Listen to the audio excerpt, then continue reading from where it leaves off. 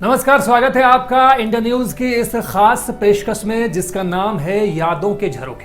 मैं हूं आपका होस्ट जुबैर खान। यादों के झरोखे से आज मैं लेकर आया हूं आपके लिए एक ऐसी दिलचस्प और मजेदार कहानी जो जितनी फिल्मी है उतनी ही पॉलिटिकल भी।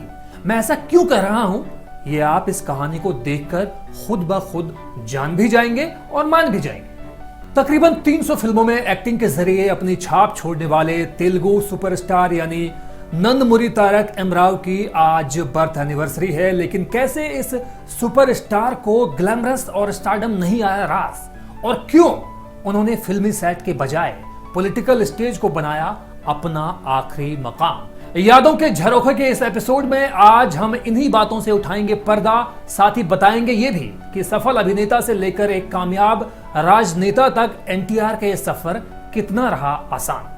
आज ही के दिन 28 मई 1923 को आंध्र प्रदेश के रिमोट गांव में एनटीआर का जन्म हुआ। जिस साल देश को आजादी मिली यानी सन 47, उसी साल में इन्हें मद्रास सर्विस कमीशन में सब रजिस्ट्रार की बेहतरीन नौकरी मिल गई। लेकिन एक्टिंग की दुनिया को मंजिल मानते हुए एनटीआर ने 3 हफ्तों में ही इस नौकरी को अलविदा कह दिया। 1942 में इन्होंने अपने ही मामा की बेटी के साथ शादी कर जिंदगी को आगे बढ़ाया। कुल मिलाकर 12 बच्चों के पिता एनटीआर ने मैरिटल लाइफ की अपनी एक अलग परिभाषा गढ़ी। साल 1993 में 70 साल की उम्र में रामा राव ने तेलुगु लेखक लक्ष्मी पार्वती के साथ दूसरी शादी कर ली, लेकिन इनके परिवार ने लक्ष्मी को कभी भी एक्सेप्ट नहीं किया। फिल्मों के जानकारों का कहना है कि स्कूल के जमाने से ही एनटीआर का फिल्मों की तरफ काफी रुझान था। स्कूल में इन्होंने जो पहला प्ले किया था उसमें वो महिला बने थे। 1949 में अपनी पहली फिल्म माना देशम में उन्होंने एक पुलिस अफसर की भूमिका निभाई।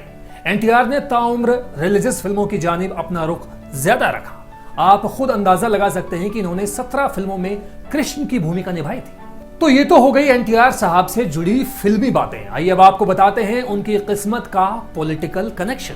बात है 80 के दशक के शुरुआती दिनों की। एक प्रोग्राम में शिरकत के लिए रामा राव नेल्लोर पहुंचे तो वहां सरकारी गेस्ट हाउस में पहुंच गए। गेस्ट हाउस में सिर्फ एक ही कमरा खाली था जो वहां के एक मंत्री के लिए बुक हो चुका था। लेकिन राम राव ने गेस्ट हाउस के स्टाफ से जिद की और अपने लिए उसी कमरे को खुलवा लिया। लेकिन इसी दौरान मंत्री महोदय आधम के और ना चाहते हुए भी रामा राव को वही कमरा छोड़ना पड़ा। रामा राव को यह एहसास कचोटता रहा और उन्होंने ये आपबीती अपने दोस्त नागी रेड्डी को सुनाई। और फिर नागी रेड्डी ने उनसे जो कुछ कहा उस बात का असर दूर तक गया। पता है ये बात क्या थी? भले ही तुम कितनी ही शोहरत हासिल कर लो, लेकिन असली पावर तो नेताओं के पास ही होती है। ये बात सुनने के बाद राम राव ने फैसला कर लिया कि वो भी बनाएंगे अपनी अलग राजनीतिक पार्टी। और फिर एक दिन एक ऐसा वाकया हुआ जिसने सही मायनों में एनटीआर को वहां पहुंचा दिया जहां वो असल में पहुंचना चाहते थे। हुआ यूं, जब राजीव एयरपोर्ट पर पहुंचे तो वहां भीड़ बहुत ज्यादा थी। ये देखकर राजीव गांधी ने उस वक्त के सीएम टी अंजया को खूब खरी खोटी सुनाई। रामा राव ने इस घटना को मौके की तरह लिया और कहा कि राजीव गांधी ने टी अंजया का अपमान किया है।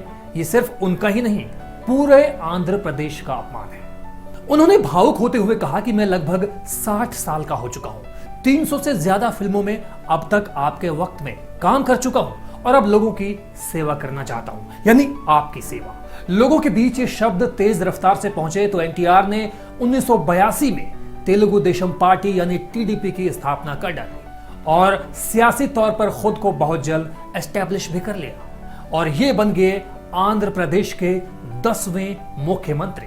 तो कैसी लगी आपको आज की हमारी ये कहानी? आपके फीडबैक्स का हमें रहेगा इंतजार। तो फिलहाल मुझे दीजिए इजाजत ताकि मैं आपके लिए ढूंढ सकूं कोई और कहीं अनकही सुनी अनसुनी दास्तान जिसमें छिपे हों कई राज। अगर आपको हमारा ये वीडियो पसंद आया हो तो वीडियो को लाइक करें और चैनल को सब्सक्राइब करें और हाँ, बेल आइकन को दबाना ना भूलें ताकि आप तक वीडियो का नोटिफिकेशन पहुंचता रहे। देखते रहिए इंडिया न्यूज एंटरटेनमेंट।